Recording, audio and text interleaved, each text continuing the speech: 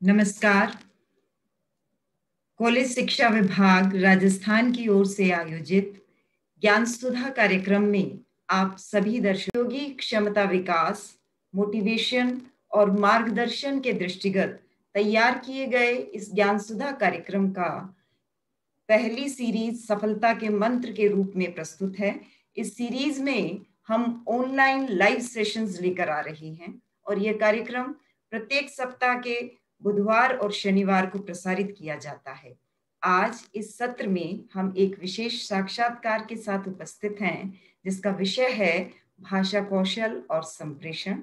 और इस विषय पर चर्चा करने के लिए हमारे साथ हमारे अतिथि डॉक्टर दुर्गा प्रसाद अग्रवाल उपस्थित हैं, जो कि एक जाने माने भाषा शिक्षक, लेखक, आलोचक व स्तंभकार हैं। आपने बहुत लंबे समय तक उच्च शिक्षा के क्षेत्र में अपनी सेवाएं दी। आपकी बहुत सी पुस्तकें, यात्रा वृतांत, कहानी, कविताएं प्रकाशित हुई। आपके अनेक स्तंभ, आलेख और संपादकीय विभिन्न पत्र पत्रिकाओं में प्रकाशित होते रहे हैं और इसलिए आपका नाम हमारे सभी दर्शकों के लिए एक सुपरिचित नाम है। मैं डॉक्टर सुधा राठी आज इस कार्यक्रम की मॉडरेटर हूं। अग्रवाल सर, आपका बहुत बहुत स्वागत है।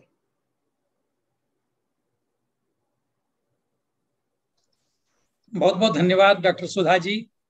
मुझे धन्यवाद। बहुत खुशी है कि ज्ञान सुधा कार्यक्रम के माध्यम से मैं प्रांत के और प्रांत से बाहर के भी युवाओं के साथ आज संवाद करने का सौभाग्य प्राप्त कर रहा हूं।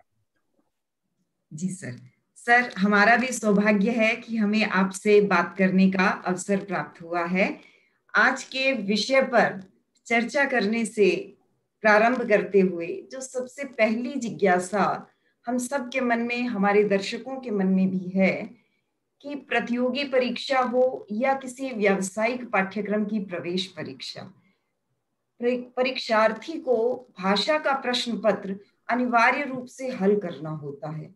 जबकि बहुत बार ऐसा होता है कि परीक्षार्थी अपनी स्नातक स्तर की जो शिक्षा है उसमें भाषा उसका विषय ही नहीं होता, फिर भी इसकी अनिवार्यता को लेकर बहुत सारे प्रश्न मन में हैं। कृपया आप इस पर अपना विचार और सुझाव हमसे साझा करें।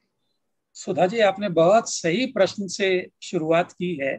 मैं सबसे पहले तो इस बात के लिए आपको बधाई देना चाहता हूं कि आपने हमारी चर्चा के लिए बड़ा सही प्रश्न चुना है। आपने जो सवाल किया है, मैं भी उस पर बहुत दिनों से सोच रहा था और अपनी पूरी नौकरी के दौरान भी बार बार ये सुनने को मौका मिलता रहा। अगर कोई गणित का साथी है, गणित का प्राध्यापक है, तो वो कहता है मैं कोई हिंदी का अध्यापक थोड़ी हूँ। भूगोल वाला भी ये कहेगा, वाणिज्य वाला भी ये कहेगा और इसी तरह एक प्रशासनिक अधिकारी भी यही कहेगा। लेकिन आप एक दूसरे कोण से इस बात को सोचिए और मैं हमारे युवाओं से भी ये अनुरोध करूंगा कि वो भी इसे सोचें। आप जब कोई भी काम करते हैं, चाहे वो पढ़ाने का काम हो, प्रशासन का काम हो, मार्गदर्शन का काम हो, अंततः आपको अपनी बात दूसरों तक पहुंचानी होती है। और ये दूसरों तक अपनी बात पहुंचाने का माध्यम क्या हो सकता है? भाषा के अलावा तो कोई माध्यम हो ही नहीं सकता। और यहाँ एक मैं मजेदार बात कहूं जो भाषा के विद्यार्थी नहीं है उनके लिए, कि अगर मैं ये कर रहा हूं तो ये भी एक भाषा है। मैं अगर ये कर रहा हूं, जो कि अभी नहीं कर रहा हूं, लेकिन अगर ये कर रहा हूं तो ये भी एक भाषा है। ये कर रहा हूं तो ये भी एक भाषा है। लेकिन ये भाषा के आदिम रूप हैं, पुराने रूप हैं। और जैसे जैसे मनुष्य ने और सभ्यता ने विकास किया, हम लोग इस दैहिक भाषा से आगे हटकर, आगे चलकर मौखिक भाषा तक आ गए। अपने भावों को प्रकट करने के लिए हमने इस भाषा का विकास किया, जिसके माध्यम से मैं आपसे अपनी बात कर रहा हूं, जिसके माध्यम से सुधा जी अपनी बात कर रही थी और जिसके माध्यम से आगे चलकर आप भी अपनी बात करेंगे। तो देखिए, आप चाहे भूगोल पढ़ाएं, आप चाहे अर्थशास्त्र पढ़ाएं, आप चाहे बॉटनी पढ़ाएं, जूलॉजी पढ़ाएं, आप पटवारी हों, आप प्रशासन कर रहे हों, आप आरएएस हों, आप आईएएस हों, अंततः तो आपको अपने आप को अभिव्यक्त करना है और अभिव्यक्त करने के लिए भाषा ही होगी। और जब भाषा होगी तो जरा सा ये भी हमें विचार करना होगा कि हम किन लोगों के साथ काम कर रहे हैं। अगर आप राजस्थान में काम कर रहे हैं तो आपकी भाषा हिंदी होगी मुख्यतः, शायद राजस्थानी हो कहीं कहीं, शायद अंग्रेजी हो थोड़ी सी। अगर आप पंजाब में जाएंगे तो वहां पंजाबी हो जाएगी, अगर आप कश्मीर में जाएंगे तो वहां डोगरी हो जाएगी, अगर आप तमिलनाडु में जाएंगे तो तमिल हो जाएगी। तो अलग अलग क्षेत्रों, अगर आप फ्रांस में जाएंगे तो फ्रेंच हो जाएगी। तो अंततः हमें व्यक्त करने के लिए भाषा की जरूरत होती है, और इसीलिए सारी प्रवेश परीक्षाओं में कहीं न कहीं भाषा को जरूर शामिल किया जाता है, ताकि जो ज्ञान आपके पास है, जो दक्षता आपके पास है, उस ज्ञान, उस दक्षता, उस कौशल को आप उससे लाभान्वित होने वाले लोगों तक पहुंचा सकें। जी सर। सर, भाषा संप्रेषण का माध्यम है। हम अपने आप को अभिव्यक्त भाषा के माध्यम से करते हैं, लेकिन आज के इस तकनीक प्रधान युग में जब व्यक्ति स्लैंग की भाषा से, संकेत की भाषा से, और मैं कहूँ कि एक कदम और आगे जाकर वो इमोजी से ही अपनी बात को जब अभिव्यक्त कर देता है, तो ऐसे समय में क्या भाषा को कौशल के रूप में विकसित करने के लिए, परीक्षा उसकी पास करने के लिए इतना जो प्रयास किया जाता है, कहीं उसको आघात नहीं पहुंचता? क्या हम ये माने कि तकनीक के कारण जो भाषा है उसको परिष्कृत करने का, उसमें समृद्ध होने का जो भाव था, वो कहीं गौण होता चला जा रहा है? सर। सुधा जी, आपने फिर एक बहुत अच्छा सवाल किया है। मैं तो इस सवाल पर मुग्ध हो रहा हूं। ये सही बात है कि तकनीक हमारी अभिव्यक्ति के साथ बराबर संघर्ष कर रही है। बहुत पहले मैंने एक अभिव्यक्ति पढ़ी थी, डम्बिंग डाउन सिंड्रोम। एक ऐसा परिवेश रचा जा रहा है जहां आपसे आपकी भाषा को छीना जा रहा है। और जो मैंने पढ़ा था उसके अनुसार, ये जो खासतौर से कंप्यूटर आया हमारी जिंदगी में, उसमें आप क्या देखते हैं, आइकन्स में सारा काम होता है। अगर आपको पेस्ट करना है तो एक तख्ती वहां नजर आ जाती है, अगर आपको कट करना है तो एक कैंची का चिन्ह नजर आ जाता है। तो ज्यादातर जगहों पर शब्दों की बजाय तस्वीरें आ गई। तो वो जो मैं अभी आपसे कह रहा था ना, ताली बजाना और ये सलाम करना, वो जो पुराना जमाना था, कहीं तकनीक वो ला रही है। इधर ये जो युवाओं का माध्यम आया है, चाहे वो एसएमएस हो या व्हाट्सएप पर चैट करना हो, यहाँ आप देख रहे हैं कि CUSEE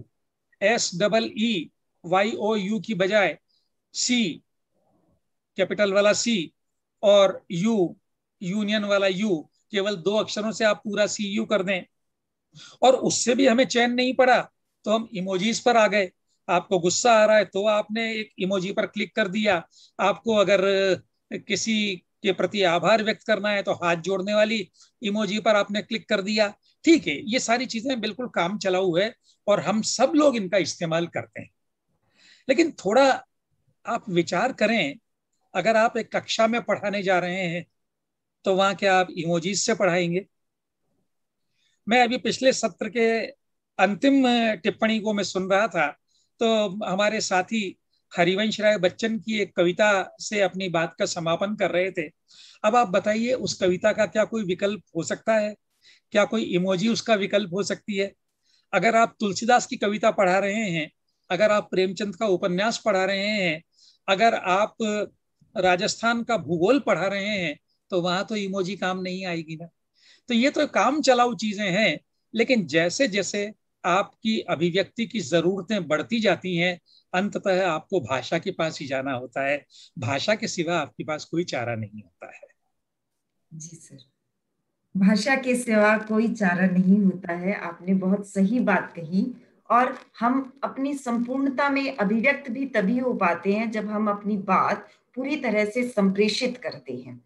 सर, आपने बहुत लंबे समय तक आचार्य पद पर रहते हुए भाषा विज्ञान में विद्यार्थियों को शिक्षण किया है।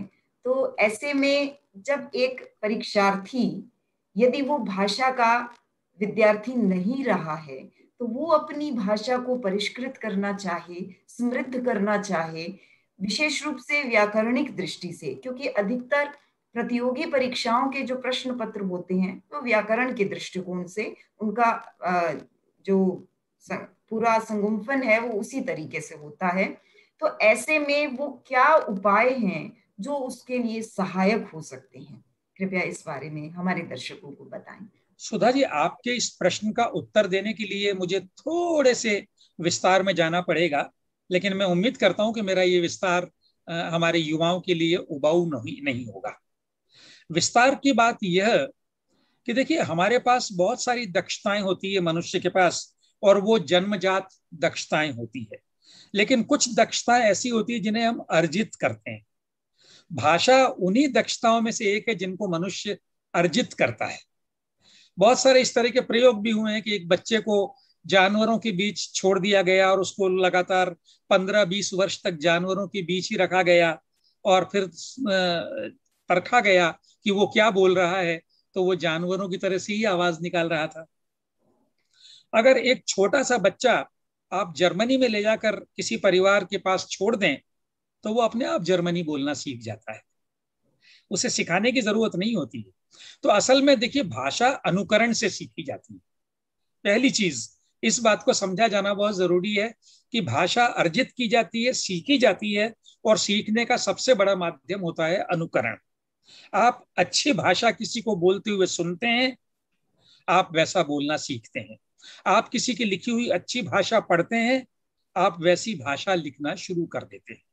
हम में से बहुत सारे लोगों ने, मैं अपनी बात कहूं, मैंने एक जमाने में जब मैं युवा था, तब बीबीसी पर मैं समाचार सुना करता था। ओंकारनाथ श्रीवास्तव वहां बोलते थे, उनको बोलते हुए मैंने बोलना सीखा है।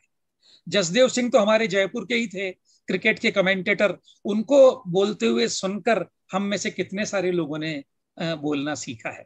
और इसी तरह जब हम किसी साहित्य के महान व्यक्तित्व के सामने आते हैं, उसकी रचनाओं को पढ़ते हैं, तो अंततः उसकी रचनाएं हमारी भाषा को भी परिष्कृत करती है, सुधारती हैं। तो भाषा अनुकरण से सीखी जाती है, भाषा सीखी जाती है। आप भाषा को लेकर पैदा नहीं होते हैं, उसको आपको सीखना और मांझना पड़ता है। अब आपने जो व्याकरण वाली बात कही, मैं छोटी सी बात उस संदर्भ में और कहूं। भाषा क्या, व्याकरण क्या है? व्याकरण अंततः भाषा का संविधान है, भाषा के नियम कानून कायदे हैं, और आप जहां जाते हैं वहां के नियम कानून कायदे आप सीखते हैं। हमारे समय में एक नया नियम आ गया कि आप घर से बाहर निकलेंगे तो मुंह पर मास्क लगाएंगे। ये 2 साल पहले तक ये नियम नहीं था, आज ये नियम आ गया और हम सब लोगों ने ये नियम सीख लिया है। तो भाषा के भी ऐसे ही नियम हैं, उन नियमों को व्याकरण कहा जाता है। देखिए, काम चलाऊ भाषा आप चाहे जैसी बोल लें, और हम सब बोलते हैं, हम में से कोई ये दावा नहीं करेगा कि वो हर वक्त व्याकरण की दृष्टि से शुद्ध भाषा बोल रहा है। बहुत सारे विचलन होते हैं, लेकिन जब आप किसी औपचारिक काम के लिए भाषा को बरतते हैं, तो आपसे उम्मीद की जाती है कि आपकी जो भाषा है वो चुस्त दुरुस्त होगी, व्याकरण के नियमों के अनुसार होगी। इसकी तुलना में एक बात से करता हूं। जब मैं घर में बैठा हूं तो मैं कैसे कपड़े पहनकर बैठता हूं, ये बहुत अलग स्थिति होती है। और जब मैं अपने काम पर बाहर जाता हूं तो मैं किस तरह के कपड़े पहनता हूं, मैं कैसे चुस्त दुरुस्त रहता हूं, ये अलग स्थिति होती है। तो ठीक यही बात भाषा के संदर्भ में भी है, और व्याकरण वही भाषा के चुस्त दुरुस्त रखने का माध्यम है। जी सर, आपने बहुत अच्छी बात कही कि भाषा अर्जित की जाती है, अनुकरण से सीखी जाती है। सर, ये एक ऐसा विषय है जिसे हम अचानक से नहीं सीख सकते हैं, जिसके लिए हमें एक लंबा अभ्यास चाहिए। जैसे आपने कहा कि अगर कोई जर्मन परिवार में पलता बढ़ता है तो वो स्वभावतः जर्मन सीख जाता है। उसके लिए शायद उसे एक, जिसे हम कहते हैं साक्षात प्रयास जो है, वो उसे नहीं करना होता है। लेकिन जब आप एक परीक्षा के लिए किसी भाषा को तैयार कर रहे होते हैं तो बहुत सारे ऐसे उपकरण होते होंगे, बहुत सारी ऐसे बिंदु होते होंगे जिसे आज की भाषा में अक्सर कहते हैं कि टिप्स क्या हैं, जिससे हम अपनी भाषा को बहुत ही प्रभावी तरीके से अभिव्यक्त कर पाए। क्योंकि अक्सर जो प्रश्न पत्र आता है उसमें बहुत सारी चीजें तो नियम के अनुसार आती हैं, लेकिन वो आपके लेखन कौशल को जांचने के लिए भी कुछ प्रश्न पूछते हैं। ऐसे में हम किस प्रकार अपने शब्दकोश को भी, व्याकरण को भी और शब्दकोश को भी, दोनों को कैसे समृद्ध कर सकते हैं? जी सर। सुधा जी, आपने दो प्रश्न किए हैं एक साथ। एक, आप अपनी भाषा को व्याकरण की दृष्टि से कैसे शुद्ध रखें, और दूसरा, आप अपने शब्द भंडार को कैसे बढ़ाएं और अपनी भाषा को कैसे अधिक अभिव्यक्ति सक्षम बनाएं। जहां तक व्याकरण की बात है, जैसा मैंने पहले भी कहा, व्याकरण अंततः भाषा की नियमावली है, और नियमावली तो नियमावली पढ़कर ही जानी जा सकती है। आप व्याकरण की जब किताब पढ़ेंगे, आप ये पढ़ेंगे कि हिंदी में संज्ञाएं या सर्वनाम के प्रयोग के, या हिंदी में क्रिया के प्रयोग के क्या नियम है, या हिंदी का लिंग भेद किस तरह का है, तो व्याकरण की किताब ही आपको ये बात समझाएगी। राम गया और सीता गई, हिंदी में आप तो जानती हैं, आप तो स्वयं साहित्य की विदुषी हैं, तो हिंदी का जो लिंग भेद है वो बहुत मुश्किल माना जाता है, और दूसरी भाषा वालों को हिंदी के इस लिंग भेद से बड़ा बहुत मुश्किल पेश आती है। अंग्रेजी में राम वेंट सीता वेंट, वहां कोई वो लिंग के अनुसार क्रिया नहीं बदलती है, हमारे यहाँ बदल जाती है। तो अब आप जिस भाषा का प्रयोग कर रहे हैं, हिंदी का प्रयोग कर रहे हैं, तो हिंदी के व्याकरण की कुछ मानक पुस्तकें आप पढ़ेंगे तो उसमें आधारभूत चीजें आपको जानने को मिल जाएंगी, और वो सब लोग पढ़ते भी हैं। देखो, एक यहाँ बड़ी मजेदार बात है, दो तरह की भाषाएं हमारी जिंदगी में आती है। एक, खासतौर से आप और मुझ जैसे लोगों के लिए, एक हिंदी जो एक तरह से हमारे परिवेश से आई है, एक तरह से मेरी मातृभाषा है, मेरे घर परिवार में सब जगह बोली जा रही है, और एक अंग्रेजी जिसकी हमें बहुत जरूरत पड़ती है, जिसे मैं सीख रहा हूं, जो मेरी जन्म की भाषा तो नहीं है। अब जो आपकी सेकंड लैंग्वेज होती है, अंग्रेजी की तरह से मेरे लिए अंग्रेजी सेकंड लैंग्वेज है, किसी के लिए नहीं भी हो, लेकिन मेरे लिए जो सेकंड लैंग्वेज है उसको तो मैं व्याकरण के माध्यम से ही सीखता हूं। लेकिन जो मेरी प्रथम भाषा है उसको मैं अपने आसपास के परिवेश के अनुकरण से सीखता हूं, व्याकरण बाद में आता है। अब आप देखिए ना, आपके हमारे जीवन में मेरे माँ बाप, आपके माँ बाप, क्या उन्होंने अपनी भाषा को व्याकरण से सीखा है? नहीं। लेकिन उसके बाद भी वो अच्छा बोलते हैं। मुझे नहीं पता अमिताभ बच्चन जी ने भाषा को व्याकरण से सीखा होगा या नहीं, वैसे भी उनके पिता तो अंग्रेजी के प्राध्यापक थे, तो हिंदी की व्याकरण तो उन्होंने वैसे भी घर में शायद नहीं पढ़ाई होगी, वो इतनी अच्छी हिंदी बोलते हैं। या हिंदी के इतने सारे लेखक, तुलसीदास जी और सूरदास जी, ये कोई व्याकरण पढ़कर आए थे क्या? नहीं। वो हम लोग अपने आप चीजें सुनते हैं और हमारे मन में एक तस्वीर बन जाती है कि ये सही है, ये गलत है। जितना ज्यादा आप भाषा को बरतते हैं, औरों को सुनते हैं, औरों को पढ़ते हैं, तो आपके मन में अपने आप एक चीज बन जाती है।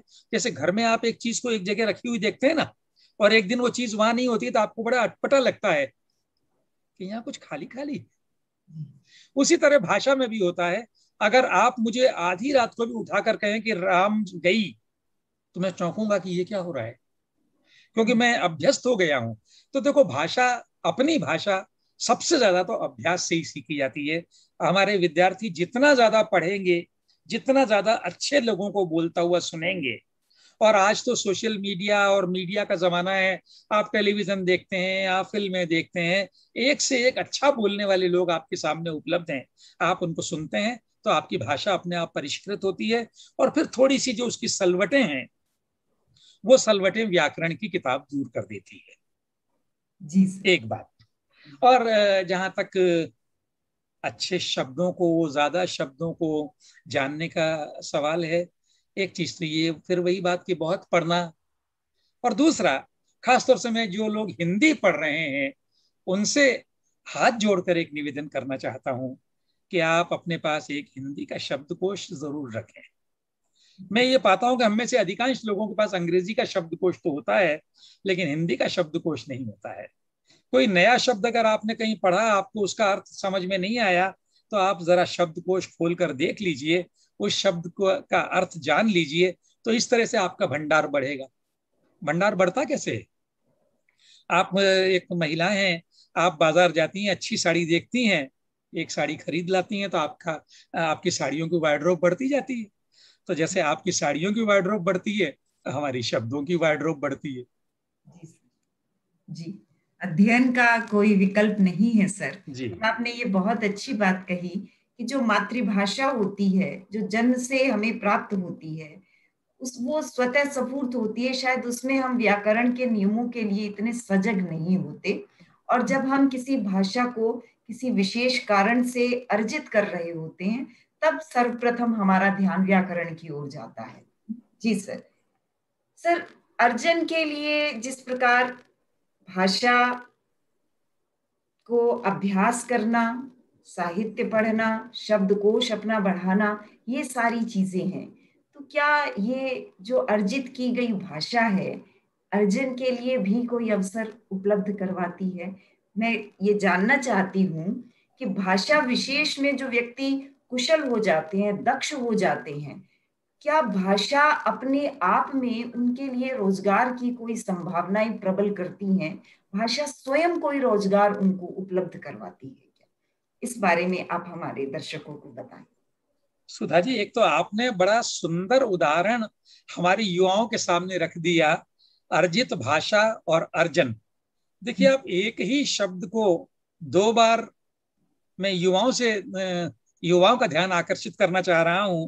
सुधा जी ने एक शब्द का दो बार प्रयोग किया है, अर्जित भाषा, और क्या वो अर्जन के लिए कोई साधन उपलब्ध करवाती है।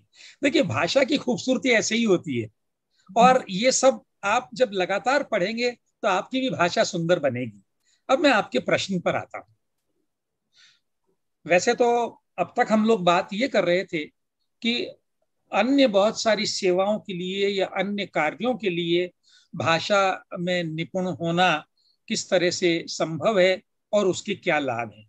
लेकिन आपने बड़ा अच्छा सवाल किया है। भाषा अपने आप में एक बहुत बड़ा माध्यम है आज आजीविका का। मैं केवल हिंदी या अंग्रेजी या उर्दू या राजस्थानी या किसी अन्य भाषा में प्राध्यापक या अध्यापक बनने की ही बात नहीं कर रहा हूं। वो तो एक माध्यम है ही। आपने बहुत अच्छी हिंदी पढ़ ली और आप हिंदी के प्राध्यापक हो गए, आपने बीएड कर लिया हिंदी के, आप अध्यापक हो गए। ये तो हमारा बड़ा जाना पहचाना रोजगार का क्षेत्र है। लेकिन हम जिस समय में रह रहे हैं वो मीडिया विस्फोट का युग है।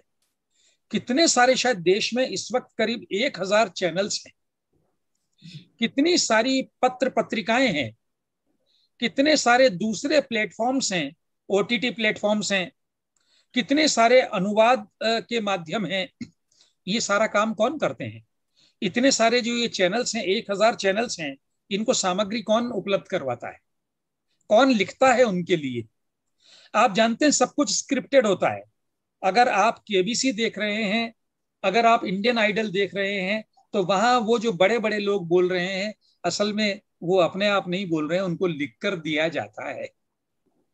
तो ये लिखकर कौन देता है? वही जो भाषा में प्रवीण है।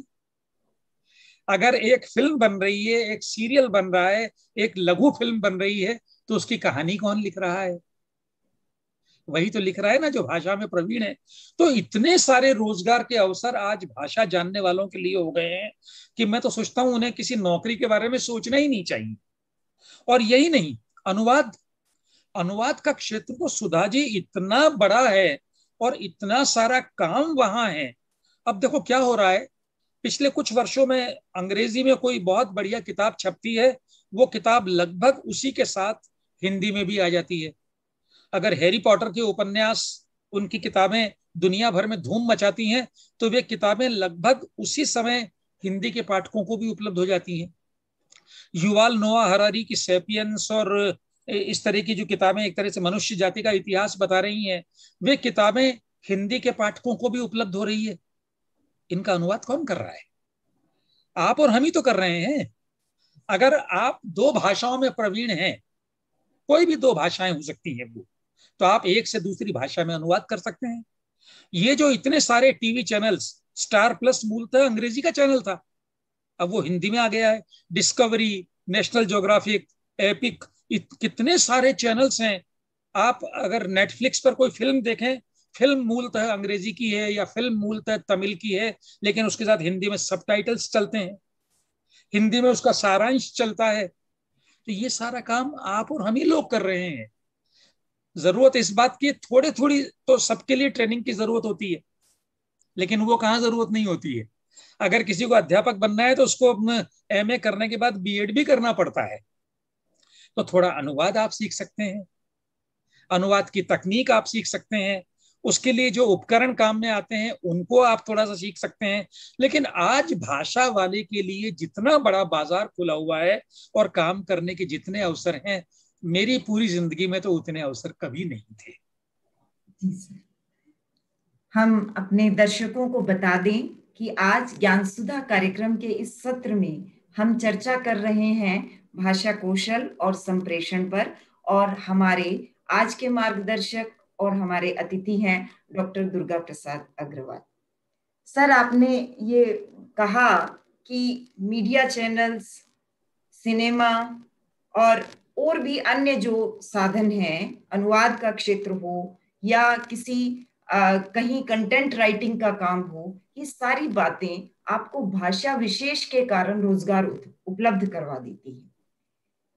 सर, हम अपनी प्राथमिक शिक्षा से ही भाषा के दो रूपों से परिचित रहते हैं, एक मौखिक और एक लिखित। और अक्सर जो लिखित वाला पक्ष है, ये ठीक है कि हम उसे अर्जित करते हैं, अभ्यास करते हैं, लिखना सीखते हैं, जबकि बोलना हम पहले सीखते हैं लेकिन लिखना बाद में। लेकिन फिर भी उसमें शायद एक पर्दा रहता है, हम रूबरू नहीं होते हैं। लिखित में अपनी बात को कहना बोलने से शायद, हो सकता है मेरी बात से आप इत्तेफाक ना रखें, लेकिन शायद सरल होता है। लेकिन जब वो बात मौखिक स्तर पर आती है, मैं मौखिक की चर्चा इसलिए करना चाहती हूँ सर कि मीडिया चैनल्स में ठीक है स्क्रिप्ट लिख दी जाती है, पर जो उसे प्रेजेंट करता है स्क्रीन पर, और जैसे कोई प्रतियोगी परीक्षा का परीक्षार्थी है, जब वो अपनी लिखित परीक्षा उत्तीर्ण कर लेता है, किसी प्रवेश परीक्षा का परीक्षार्थी अपनी परीक्षा उत्तीर्ण कर लेता है, तो उसको बाद में या तो समूह चर्चा में या फिर साक्षात्कार में अपने आप को, अपनी पूरी पर्सनैलिटी को, जो कि भाषा से बहुत ज्यादा प्रभावित करने वाली होती है, उसके साथ उपस्थित होना होता है। तो लिखित भाषा के अतिरिक्त जब वो मौखिक के क्षेत्र में आता है, विशेषकर जब वो संप्रेषण रूबरू होकर करता है, तो ऐसे में भाषा की क्या चुनौतियां हैं जो उसे जिसका सामना उसको करना होता है। आप इस विषय पर भी प्रकाश डालें। आपने फिर एक बहुत अच्छी बात कही कि लिखित भाषा सरल होती है, मौखिक भाषा कठिन होती है। मैं बहुत सरलीकरण कर रहा हूं क्योंकि विस्तार में बात करेंगे तो हम लोग ज्यादा समय ले लेंगे। ये सही है। देखिए, जब आप लिखते हैं ना, तो आपको उस लिखे पर पुनर्विचार करने का, उसको दुरुस्त करने का, दूसरे के सामने वो आए उससे पहले आप उसको कई तरह से ठीक कर सकते हैं, सोच सकते हैं। जबकि जब आपने बोला है तो वो तो आपके मुंह से निकल गया, निकल गया। अगर गलती हो गई तो हो गई, उसमें तो कोई सुधार की गुंजाइश नहीं है। मुहावरे में भले ही आप कह दें कि मैं अपने शब्द वापस लेता हूं, लेकिन ले तो नहीं सकते हैं हम लोग। शब्द तो निकल गए तो निकल गए।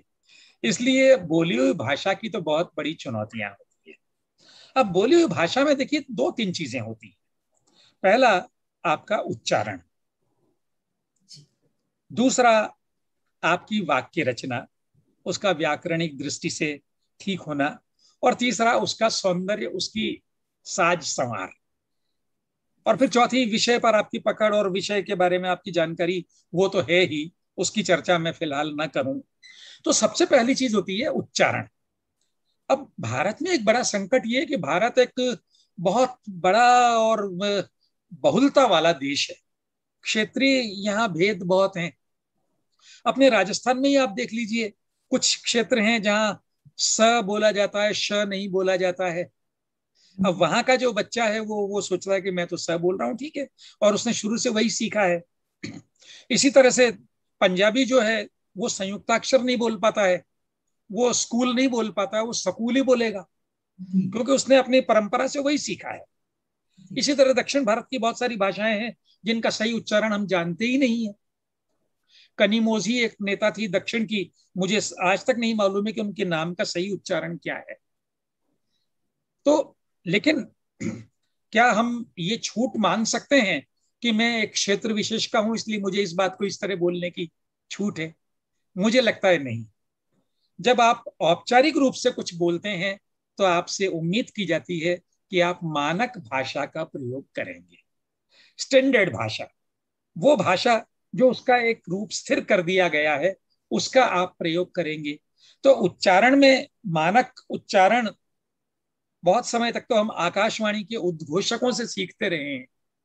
और अगर आप पुराने जमाने के बहुत सारे उद्घोषकों को याद करें तो उन लोगों वो शेफाली जरीवाला और शिव सागर मिश्र और इस तरह के न जाने कितने सारे लोग, हम जसदेव सिंह की भी बात कर रहे थे, अमिताभ बच्चन को आप सुनिए, कैसे एक एक अक्षर, एक एक ध्वनि साफ उनके मुंह से निकलती है। तो ये जो बिल्कुल मानक उच्चारण है, जब आप किसी समूह चर्चा के लिए जाते हैं, जब आप किसी साक्षात्कार के लिए जाते हैं, तो आपसे अपेक्षित होता है कि आप अपने क्षेत्रीय भेद को छोड़कर मानक उच्चारण करेंगे। आपके जो वाक्य हैं वो व्याकरणिक दृष्टि से शुद्ध होंगे, और फिर उसमें अगर आप सौंदर्य ला सकते हैं, जैसे आपके एक वाक्य का मैंने उल्लेख किया था, तो वो सौंदर्य अगर आप लाते हैं तो निश्चय ही आपके कुछ अंक और जुड़ जाते हैं, आपकी अधिक प्रशंसा होती है। आप देखो, होता क्या है, मेरे मन में कोई विचार है, वो विचार मैं आप तक पहुंचाना चाह रहा हूं, मैं बोल भी इसीलिए रहा हूं कि मैं आप अपनी बात आप तक पहुंचाना चाह रहा हूं। लेकिन हमेशा होता है कि मेरी बात जब आप तक पहुंचती है तो उसमें बीच में कुछ क्षति हो जाती है, कुछ उसमें से खो जाता है, गायब हो जाता है। एक अच्छा संप्रेषण करता हमेशा ये प्रयास करता है कि मैं जितना और जो कह रहा हूं वो जस का तस सामने वाले तक पहुंच जाए, इसी के लिए वो सारे प्रयास करता है। तो अगर आप कोई साक्षात्कार देने जा रहे हैं तो आपने जितना पढ़ा है, आपका जो ज्ञान है, उस ज्ञान का नमूना जो लोग टेबल के उस पार बैठे हैं उनको अच्छी तरह मिल जाए, यही आपकी सबसे बड़ी चुनौती होती है। जी सर, आपने सही कहा। उच्चारण बहुत प्रभावित करता है, और कहा भी गया है कि सही कही तो आधी गही। आप अगर ठीक से उच्चारण करते हैं, अपनी बात को ठीक से संप्रेषित करते हैं, तो मान लिया जाता है कि आपने आधा मैदान जीत ही लिया है। सर, हमारे इस कार्यक्रम में श्रोताओं और दर्शकों के प्रश्न जो हमें प्राप्त हो रहे हैं, जो YouTube के माध्यम से देख रहे हैं, वो भी हम आपसे शेयर करना चाहेंगे, उनके उत्तर जानना चाहेंगे। तो अब समय है हमारे आज के 5 सवाल का, जो हमें अपने दर्शकों से प्राप्त हुए हैं। सर, सबसे पहला प्रश्न जितेंद्र सोनी पूछ रहे हैं कि यूपीएससी आईएएस की तैयारी के लिए वो हिंदी का कौन सा न्यूज़पेपर पढ़ें जो उन्हें भाषा के समृद्धि के लिए सहायता कर सकता है। जितेंद्र जी, आपका सवाल बड़ा अच्छा है। वैसे तो हर समाचार पत्र अपनी तरह से भाषा की शुद्धता का निर्वाह करता है, लेकिन हम लोगों का कष्ट, जो लोग भाषा को अधिक गंभीरता से लेते हैं, यह है कि आजकल अधिकांश समाचार पत्र भाषा के प्रयोग को लेकर अपनी सजगता खोते जा रहे हैं। आज से 10 या 15 वर्ष पहले समाचार पत्रों में भाषा की जो शुद्धता और परिष्कार देखने को मिलता था, वो अब देखने को नहीं मिल रहा है। खासतौर से जो स्थानीय स्तर पर अखबार निकल रहे हैं, वे भाषा को लेकर बहुत अधिक लापरवाह होते जा रहे हैं। ऐसे में मुझे लगता है कि जो राष्ट्रीय स्तर के समाचार पत्र हैं, वे हमारे क्षेत्रीय समाचार पत्रों से भाषा के मामले में कुछ अधिक सजग हैं। तो अगर आपके लिए संभव हो तो आप राष्ट्रीय स्तर के समाचार पत्रों को थोड़ा सा ध्यानपूर्वक पढ़ा करें। किसी समाचार पत्र का नाम लेना उसका विज्ञापन करने जैसा हो जाएगा, इसलिए मैं वो नहीं करूंगा। जी सर। सर, हमारा अगला प्रश्न जो प्रेम डांगी जी ने किया है, वो कहते हैं कि उन्होंने बीएससी तो हिंदी माध्यम से की और अब उन्हें एमएससी अंग्रेजी माध्यम से करनी पड़ रही है, तो वो इसे कैसे कवर करें? इस दुविधा से आप उनके लिए क्या सुझाव देंगे? प्रेम जी, आपने तो बड़ा मुश्किल सवाल कर लिया है, लेकिन मुझे लगता है ये मुश्किल आपके लिए एक पुरस्कार के रूप में भी है कि अब तक आपने हिंदी के माध्यम से पढ़ा है, तो आपका हिंदी पर अच्छा अधिकार हो गया है, और अब ये जो भी मजबूरी हो, जिस कारण भी मजबूरी हो, वो आपको अंग्रेजी पर अधिकार करने का अवसर दे रही है। तो मैं तो ये कहूंगा कि आप इस अवसर का अधिकतम लाभ उठाएं और थोड़ी ज्यादा मेहनत करें। और अब जब आप एमएससी कर लेंगे तो आप पाएंगे कि आप अपने साथियों से कुछ कदम आगे हैं, क्योंकि उन्हें एक ही भाषा आती होगी। आप अपने विषय के साथ साथ 2 भाषाओं में महारत हासिल कर चुके होंगे। थोड़ी मेहनत करनी पड़ेगी, लेकिन जैसा मैंने पहले कहा था, भाषा अर्जित की जाती है। आप विषय की जो मूलभूत अवधारणाएं हैं उनसे तो परिचित हैं ही, केवल कुछ शब्दों की तो बात है, ये आपके लिए बहुत मुश्किल नहीं होगा। जी सर। सर, शौरिश सेन माथुर ने एक प्रश्न पूछा है, वो बहुत ही अच्छा है कि जब हम शुद्ध हिंदी बोलते हैं तो कई बार ऐसे शब्द जो कि मूलतः अंग्रेजी के हैं और तकनीक से हम उनका अनुवाद हिंदी में यदि करें तो क्या ये उचित होगा? शायद ये जानना चाहते हैं, जैसे कंप्यूटर को संगणक कहना उचित है या कंप्यूटर से ही काम चल जाएगा? माथुर जी, इस बात को लेकर बहुत चर्चाएं होती हैं, लेकिन अब लगभग ये बात सर्वमान्य हो गई है कि हम एक वैश्विक गांव में रह रहे हैं, एक ग्लोबल विलेज में रह रहे हैं, और आदान प्रदान तो बहुत स्वाभाविक है। वैसे आप कभी ये सोचिएगा कि हम लोगों की अपने जीवन में बहुत सारी चीजें ऐसी हैं जो शुद्ध रूप से तो हमारी अपनी नहीं है। आप जरा महिलाओं की वेशभूषा को याद कीजिए, वे शलवार पहनती हैं या वे कमीज पहनती हैं। मैंने भी कमीज पहन रखा है। अब मैंने जो पहन रखा है इसको मैं हिंदी में क्या कहूंगा? बुश शर्ट, झाड़ी वाला कमीज, ऐसा तो नहीं होगा ना। तो मुझे लगता है इस बहुत ज्यादा इस चक्कर में नहीं पड़ना चाहिए।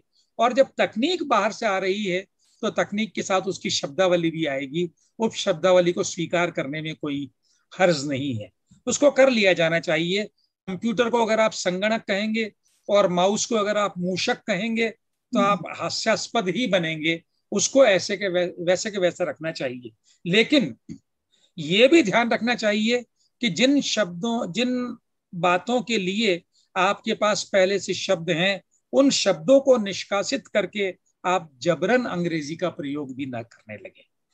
आपने देखा होगा हमारे जो प्रांतीय अखबार हैं उनके जो नगर परिशिष्ट हैं उनमें यही होता है। आज राजस्थान यूनिवर्सिटी के सभी कॉलेजेस के स्टूडेंट्स ने स्ट्राइक कर दी। अब ये जो कॉलेजेस स्टूडेंट्स स्ट्राइक, क्या इन शब्दों का प्रयोग जरूरी था? आज राजस्थान विश्वविद्यालय के सभी महाविद्यालयों के विद्यार्थियों ने हड़ताल कर दी। ये कहने में कहाँ दिक्कत थी? कॉलेज स्टूडेंट्स स्ट्राइक, ये जो अंग्रेजी आती है, जैसे कि हमारे बोलचाल में तो आती है प्राय, लेकिन जब आप लिखित भाषा की, औपचारिक भाषा की बात करते हैं तो जिन अभिव्यक्तियों के लिए आपके पास शब्द हैं उनका प्रयोग कीजिए। और अगर कोई विदेशी तकनीक आ रही है, विदेशी चीज आ रही है, तो उसके लिए आप उसका प्रयोग कर लीजिए। अब आजकल फिर मैं याद करूं, मास्क। अब मास्क के लिए मेरी जानकारी में तो कोई उपयुक्त शब्द नहीं है। सैनिटाइजर कोई नहीं है। टीका आ गया तो बहुत अच्छी बात है। अब उसके लिए वैक्सीन की बजाय टीका अगर आप इस्तेमाल करते हैं तो कोई दिक्कत नहीं है। जरूरी नहीं कि वैक्सीन ही कहें आप, टीका आपके पास पहले से विद्यमान है। और टीका कोई आज का शब्द नहीं है। हम लोग जब छोटे थे तब हमारे टीके लगे थे, वो शब्द तब से चला आ रहा है, 50-60 साल से चला आ रहा है, तो हमारे जीवन में शामिल हो गया है, कोई दिक्कत नहीं है। लेकिन दुनिया में कहीं ऐसा नहीं होता है कि हर शब्द का अनुवाद किया जाए। वो ज्यों का त्यों स्वीकार करते हैं। इंग्लैंड में भी साड़ी ही बोलेंगे, इंग्लैंड में भी पूड़ी ही बोलेंगे, लड्डू ही बोलेंगे। तो फिर आप कंप्यूटर और माउस बोल लीजिए, कोई दिक्कत नहीं है। सर, हम इसे ऐसा भी कह सकते हैं कि जो बाहर से हमारे यहाँ संज्ञा शब्द आए हैं, विशेषकर जो वहीं की उपज है और वहां से आए, हम उन्हें ज्यों का त्यों अपनाएं और अपना रूप विज्ञान, अपना व्याकरण के जो नियम लगाकर उसे अपना बना ले। बिल्कुल बिल्कुल बिल्कुल बिल्कुल। जी सर, एक प्रश्न है, वो जानना चाह रही हैं कि व्याकरण पढ़ना जरूरी है तो इसे कैसे पढ़ें, और इसके लिए क्या कोई विशेष पुस्तक आप बताना चाहेंगे? देखिए, अब तो इतनी पुस्तकें व्याकरण की उपलब्ध हैं, जो भी मिल जाए आपको किताब वो अच्छी ही है। क्योंकि व्याकरण में देखो कोई नयापन होना संभव नहीं है जी।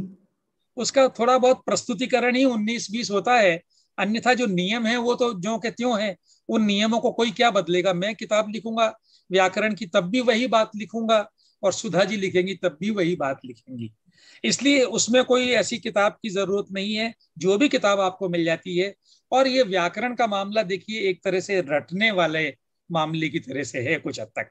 व्याकरण के नियम आप बार बार पढ़ेंगे आपको याद हो जाएंगे, लेकिन उनको जानना बहुत जरूरी है, उनसे कोई मुक्ति नहीं है। सर, हमारा श्रोताओं का, दर्शकों का पूछा गया अंतिम प्रश्न मैं पूछ रही हूँ। लक्ष्य दाधीच पूछ रहे हैं कि अपना कम्युनिकेशन स्किल, संप्रेषण की जो ये कला है, इसको बढ़ाने के लिए वो क्या कर सकते हैं? लक्ष्य जी, जब आपने अपना लक्ष्य तय कर लिया तो फिर अभ्यास ही इसका एकमात्र तरीका है। इस रूप में कि मान लीजिए आपने एक किताब पढ़ी, आप उसका सारांश लिखने का अभ्यास कीजिए। आपने एक फिल्म देखी, आकर जरा अपने घर वालों को उसकी कहानी सुनाइए। और अपना कोई ना कोई ऐसा दोस्त जरूर आप रखिए जो आपकी कमियां निकाले। आप भी किसी के ऐसे दोस्त बनिए और आप कहिए कि अच्छा, आप जरा 10 मिनट बोलिए और मैं आपकी कमियां आपको गिनाता हूं कि आपने क्या क्या गलती की है। ऐसा ही कोई दोस्त आपका भी हो कि वो आपके लिखे को जांचे परखे, आपकी गलतियां बताए, आप दोबारा वो गलतियां नहीं करेंगे। तो यहाँ तो अभ्यास अभ्यास अभ्यास। आपको अगर बोलने का अभ्यास करना है तो आप लगातार बकबक करते रहिए, जी। लगातार बोलते रहिए। आप अच्छा बोलेंगे, बकबक में मजाक में कह रहा हूं।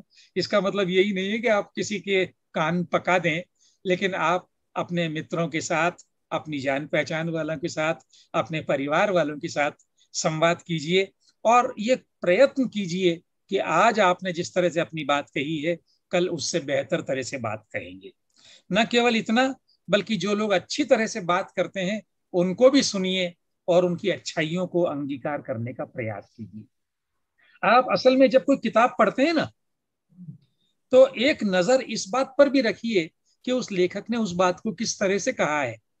और अगर आपको जीवन में मौका मिले, वैसे ही कोई अवसर आपके जीवन में भी आए, तो क्या आप भी उस तरह से अपनी बात कह सकेंगे? अगर ये बात आपके मन में रहेगी तो आप अपने आप ही। और होता है ना, लोग, छोटे छोटे बच्चे भी क्या करते हैं, किसी फिल्म स्टार को देखते हैं तो वो उनकी तरह डायलॉग बोलते हैं। जी। जी सर। तो वैसे ही आप भी एक किसी का वाक्य पढ़ते हैं तो अपने जीवन में उस वाक्य का प्रयोग कीजिए। ऐसे आपकी भाषा विकसित होती जाएगी।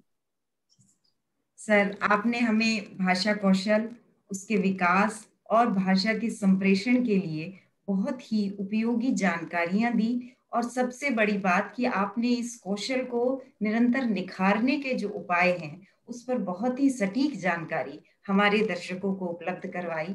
आपने अपना अमूल्य समय हमें दिया, इसके लिए आपका बहुत बहुत आभार। धन्यवाद सर। आपका बहुत बहुत धन्यवाद सुधा जी, कि आपके माध्यम से मैं प्रांत के इतने सारे युवाओं से जुड़ सका। मैं बस यही कहूंगा कि भाषा का कौशल लगातार निखारा और विकसित किया जाता है।